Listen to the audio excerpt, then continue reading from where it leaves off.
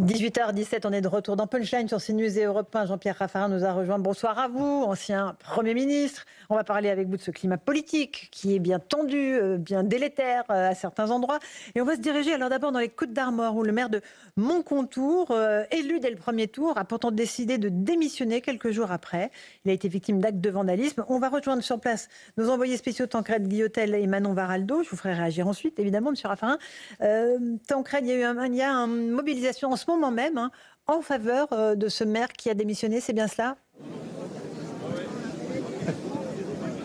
Oui, exactement, Laurence. Ce maire démissionnaire, vous le voyez en ce moment même sur les images de Manon Varaldo avec son épouse qui est à côté de lui, très émue, et son fils également. Ils sont arrivés il y a un quart d'heure de cela ici, et puis ils ont été accueillis par les adjoints du maire et puis aussi par plusieurs centaines de personnes qui se sont déplacées, des habitants du village ici de Montcontour, mais aussi des habitants qui viennent de plusieurs villages à la ronde et pour qui c'était important de venir pour soutenir la démocratie. Vous avez également un certain nombre d'élus qui sont présents ici, 2 sénateurs des Côtes-d'Armor, un député également des Côtes-d'Armor, Corentin Le Fur. Ils ont eu l'occasion de s'exprimer et à chaque fois pour rappeler qu'il était inconcevable justement de s'en prendre à un élu après ces actes de vandalisme qui ont touché le domicile et la voiture du maire. On le rappelle, à chaque fois des discours salués par une salve d'applaudissements pour bien symboliser le soutien ici d'une partie des habitants, mais aussi d'une partie du département et de la région à ce maire victime d'intimidation. Merci beaucoup Tancrède Guillotel et Manon Varaldo. Jean-Pierre Raffarin, c'est pas normal un maire qui démissionne parce qu'on l'agresse, parce qu'on agresse sa famille. Non, ça dénote d'un climat politique. Ce qui est pas normal, c'est que dans la démocratie, il y a de la violence. Pourquoi on fait de la politique ? La politique, ça a été inventé justement pour qu'il n'y ait pas de violence, pour qu'il y ait des règles, pour qu'on ait un vivre ensemble et que les gens se respectent et qu'on se fasse ensemble. Or, aujourd'hui, la politique ne peut pas se sentir innocente d'un événement comme ça. Quand on voit le débat, la violence verbale à l'Assemblée nationale, quand on voit le climat général, les insultes, je ne parle pas du président américain avec ses horreurs et finalement sa vulgarité, tout ceci conduit à des systèmes de violence. La violence est inacceptable. La violence, au fond, c'est l'adversaire de la politique. Et la politique, c'est ce qui a été inventé pour lutter contre la violence. Donc, dans des situations comme ça, je comprends ce maire, mais au fond, la politique doit résister à la violence. Oui. Il faut pouvoir affronter ce genre de choses. Mais quand il y a une famille qui est impactée, des enfants qui sont impactés, on peut comprendre aussi. Mais je veux dire, il ne faut pas découvrir aujourd'hui que la violence existe en politique. Non. Moi, j'ai été Premier ministre. Ma fille avait à l'école, j'ai vu un certain nombre de choses, j'ai vu la violence. Dès que vous êtes public aujourd'hui... Elle a été agressée, votre fille ? La violence, elle n'a pas été agressée, non. Mais je veux dire, il y a des climats verbalement, les questions d'image, les questions de plein de choses sont extrêmement difficiles. La politique, c'est quelque chose d'extraordinairement difficile. Et il faut naturellement des capacités de résistance. C'est pour ça que je trouve que la politique n'est pas innocente de cette affaire. Donc il faut que les politiques se sentent responsables de cette affaire. Quand il y a de la violence, c'est parce que la politique ne fait pas son travail. Et donc il faut en prendre conscience. C'est sans doute pas le cas de ce maire. Mais ce qu'il faut dire aussi, c'est que aujourd'hui, les politiques vivent avec la violence en permanence. Voir la tease. Ça a été, je vous assure que souvent dans ma vie, j'ai eu peur. Souvent dans ma vie, il a fallu que j'affronte des situations où j'y suis allé en prenant toutes mes forces, en me disant il faut y aller, tu ne peux pas ne pas y aller, parce qu'il y a des tensions, il y a des pressions. La politique est extrêmement difficile. On est d'accord. C'est pour ça qu'il faut respecter un peu les hommes et les femmes politiques, parce que leur travail est souvent très difficile. Autre cas de figure sur lequel je voudrais vous interroger, c'est Fresnes dans le Val-de-Marne, où là, c'est carrément la mairie qui a été vandalisée. Les images sont absolument sidérantes. On voit une vingtaine de jeunes entrer dans la mairie, mais tout saccagé juste pour le plaisir de saccager. Jean-Pierre Raffarin, c'est un maire LR qui a été élu il y a quelques jours. Vous ne voyez pas là, encore une fois, ici, le symbole d'une violence qui s'exerce à l'encontre des élus, mais aussi à l'encontre de la démocratie. Mais à l'encontre de la démocratie. Mais tous ceux qui, à un moment ou à un autre, mènent des actions de violence, ne serait-ce que violence verbale, y compris dans notre Assemblée nationale, sont co-responsables de ces situations. La violence, vous savez, c'est une échelle de cordes. Vous avez des violences verbales, vous avez des violences physiques, et puis vous avez tout en haut la guerre. La violence et la guerre sont des sœurs jumelles. C'est la destruction de l'autre, c'est le manque de respect. Et à partir du moment où à l'Assemblée nationale, on ne se respecte pas, comment voulez-vous qu'on puisse respecter dans la société? Je pense qu'il faut quand même qu'on réfléchisse à ça. C'est une affaire personnelle, la question de la violence. C'est une question où il faut se dire que la violence, c'est l'adversaire de la démocratie. Donc les démocrates doivent se mettre en situation d'opposition à la violence. Donc je trouve que toute cette situation, et ce qui s'est passé à Fresnes, est profondément révoltant, mais il faut les chercher, les causes.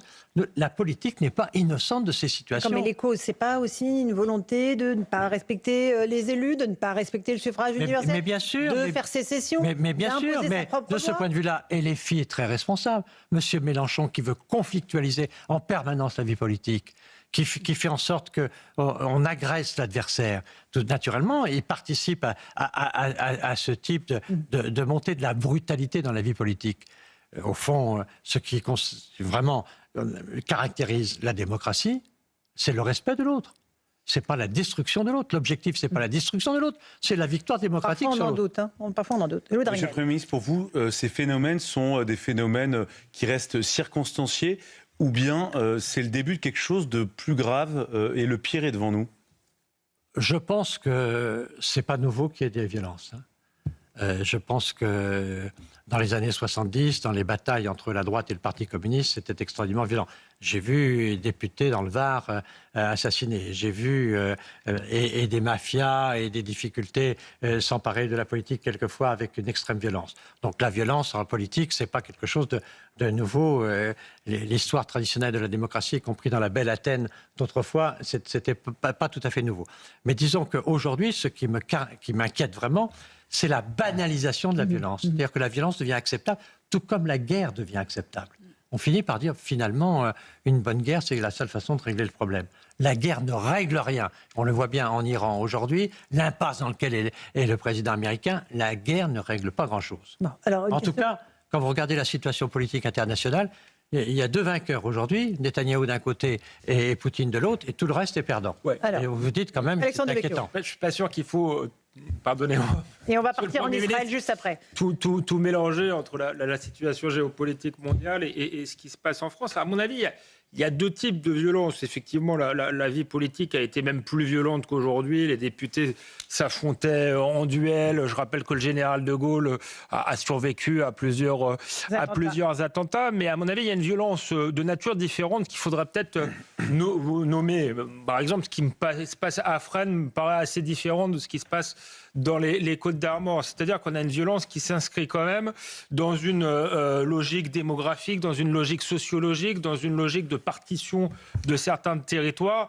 Et là, ça me paraît beaucoup plus inquiétant finalement et beaucoup plus nouveau que le fait qu'on s'affronte un peu vivement entre politiques. Alors. Et les causes de cette violence-là, elles n'ont pas été traitées depuis 40 ans. Et moi, je suis plutôt un adversaire de Jean-Luc Mélenchon.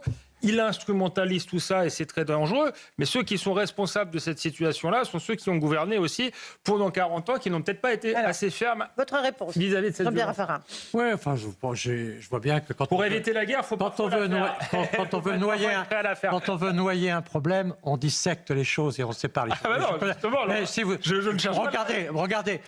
Il y a beaucoup de différences entre Fresnes et les bassines et les violences qu'on a eues dans les bassines actuellement, qu'on voit toutes ces batailles qu'on a eues, y compris dans les manifestations quelquefois agricoles. Il y a une violence aujourd'hui, une protestation. Et cette protestation-là, je crois qu'elle vient parce qu'on n'a pas de débat politique qui peut exprimer la violence ailleurs. Et la politique, c'est fait pour justement arbitrer la violence. Alors, je veux bien qu'on puisse dire toujours les 40 ans. Vous savez, 40 ans. Il s'en est passé des choses en France. La médecine, en 40 ans, elle a fait des progrès. Des villes, si vous ne connaissiez pas, vous n'étiez pas né, mais Strasbourg n'était pas si beau qu'elle l'est. Toulouse n'est pas si belle qu'elle est. Et regardez tous les progrès. Alors, c'est facile de dire, il y a 40 ans, il y a 40 ans. Pas dit, et au fond, tout faux surtout. Et puis un certain nombre de les questions qu'il a fallu traiter difficilement. Cette thématique, il y a 40 ans, on a tout laissé tomber. C'est une thématique très dangereuse. Alors, parce que je pense qu'il y a des problèmes aujourd'hui qui sont posés. Mais les problèmes, il faut les regarder. Et il y a 40 ans, et bien finalement, parfois, la démocratie, elle était plus vivante. Joseph, une petite question, après on part en Israël, on va aborder les questions internationales. Oui, je voudrais revenir vraiment aux exemples, au sujet des exemples que vous avez donnés. Voilà. La place du maire aujourd'hui n'est quand même plus objectivement la même. C'est-à-dire que le maire se trouve pas si bien considéré que cela aussi. J'en veux par exemple pour preuve, peut-être que vous allez me dire que je dis une bêtise, mais que le président Emmanuel Macron s'est peu rendu finalement au congrès de l'AMF.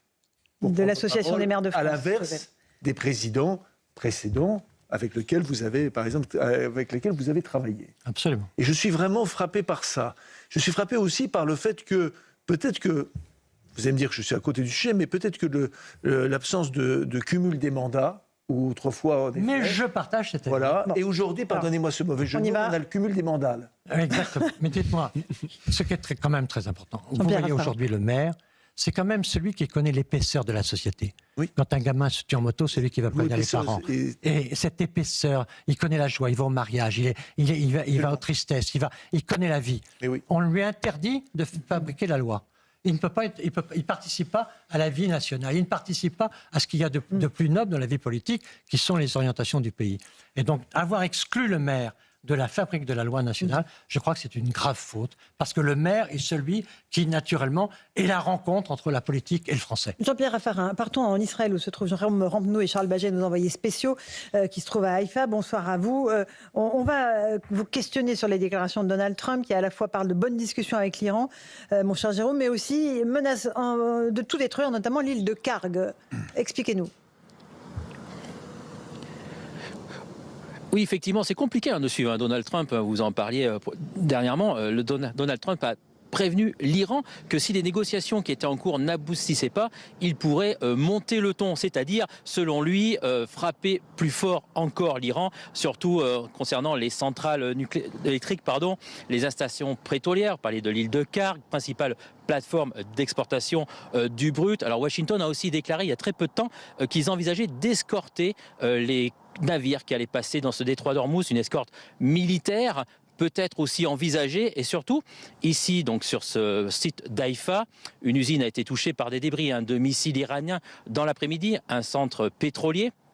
Et à ce niveau-là, Donald Trump a déclaré à une interview au Washington Post « Vous verrez bientôt ma réponse à l'attaque de l'Iran contre les installations pétrolière en Israël. » Donc vous voyez, le ton monte concernant Donald Trump. De l'autre côté, l'Iran répond que pour l'instant, il n'y aurait pas vraiment de négociations, peut-être des échanges de messages, mais que les propositions qui avaient été faites, de toute façon, étaient inacceptables. Donc difficile de penser qu'il n'y a pas de négociations si des propositions sont inacceptables. Vous voyez, ils ont du mal un peu à s'entendre. Ouais, merci beaucoup Jérôme Rampenou, Charles Baget, Jean-Pierre Raffarin.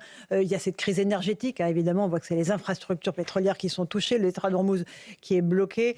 La crise énergétique, elle frappe les Français, ça y est, par le biais du carburant. Le gouvernement se décide à donner des aides qui sont limitées dans le temps. Puis voilà, si jamais la situation dure, il faudra élargir peu à peu l'assiette des aides pour le pouvoir d'achat des Français ou pas? On peut toujours dire qu'on va élargir les aides, mais les aides, c'est des emprunts. Donc, on n'a pas d'argent pour faire beaucoup de choses de cette nature. Ce qui est très, très tragique dans cette affaire, c'est l'escalade.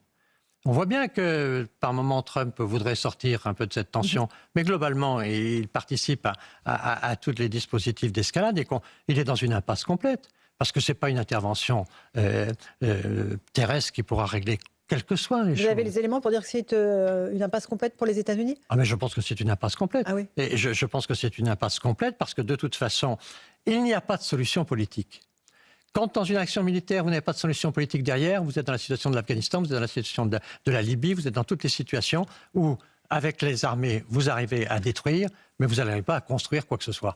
Et que si vous ne construisez pas une paix, si vous ne construisez pas un accord, vous n'avez pas de perspective d'avenir. Il y a des négociations en cours. Et donc aujourd'hui, les discussions avancent peut-être, mais en tout cas, ce que je vois, c'est que les menaces permanentes sont des menaces d'accélération. Et que le Yémen rentre un peu dans cette affaire, qu'on voit bien les tensions internationales, que tout ça en plein. Au fond, il y a peut-être même une stratégie qui consiste à essayer, pour les uns ou pour les autres, d'emmener les pays du Golfe dans la guerre, c'est-à-dire une stratégie d'élargissement un peu du conflit. Et donc tout ceci est extrêmement dangereux. Et moi je crois qu'aujourd'hui, il faut bien prendre conscience que le risque majeur, c'est l'extension de ce conflit. Et donc il faut revenir systématiquement à la paix. Mais la paix, elle ne se fait pas avec les drones, elle ne se fait pas avec les porte-avions, elle ne se fait pas non, elle se fait avec des négociations. Et aujourd'hui, à un moment ou un autre, je vois la manière dont le président américain traite, y compris le leader d'Arabie Saoudite, avec des propos d'une extrême vulgarité.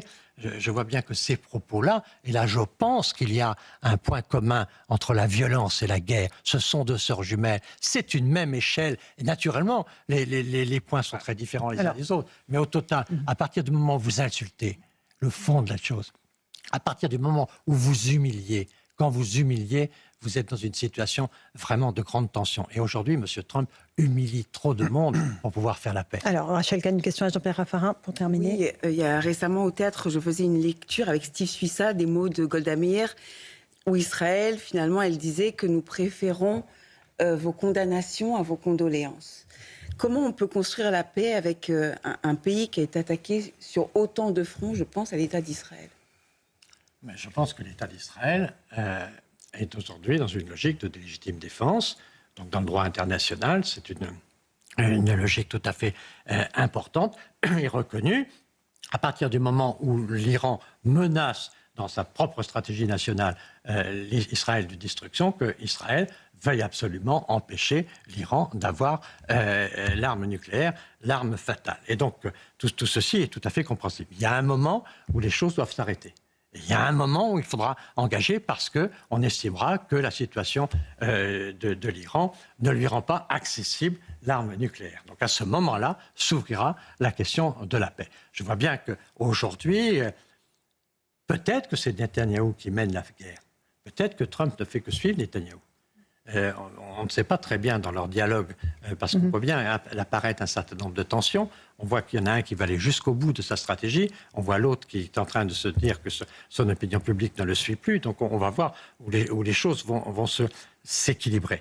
Mais il y a un moment où il faudra pouvoir arrêter la guerre. Tout le problème est une sortie de la guerre. Je pense que c'est un peu le problème que nous avons eu sur Gaza, qui est une affaire très difficile. On comprenait bien que de toute façon, le 7 octobre est quelque chose qui est inoubliable, quelque chose qui est historique, quelque chose qui est insupportable et qui est tragique et qui est éternel d'une certaine manière. On ne peut pas oublier le 7 octobre, mais il y a un moment où, sur Gaza, comme sur l'Iran, il faudra essayer de construire autre chose que la guerre.